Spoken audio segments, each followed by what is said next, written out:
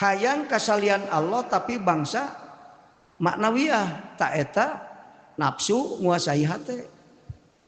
Dalam nafsu bebas tina lamun hate bebas tina nafsu mah ikhlas tujuan amal ka Allah. Mun aya tujuan kalian Allah eta hate dikuasai nafsu tak kitu. Tinggal kitu we ngaji mah rada bener jelema teh kan misalnya. Teu kudu nalar johar maknun alfiah bener kan. Tapi eta ge mun bisa mah alus, ngan moal jadi dangdanan bisa alfiah mah. Karena menerkeun hirup moal kan. Ari ukur alfiahna semat ilmu lughah mah hungkul. Tapi lamun diaji mah contoh-contohna diteuleman ku urang bener.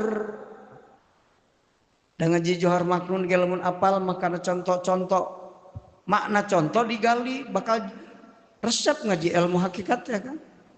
Mun tukang ngaji johar maknun aing ulah cenah ulah jero teuing ngaji tauhid teu kaharti. Eta mah nyontohan ilmu ma'ani bade bayan hungkul. Ngaji ma'ani bade bayan teu maksud tepi ka Allah. Matak teu jadi dangdanan ngaji johar maknun padahal dina johar maknun contoh ge Rasul tingali. Faqud torfal qalbi an siwahu. Anjeun kudu meuremkeun panempo hate anjeun ti lian Allah. Itu supaya naon? Supaya ningali ka Allah.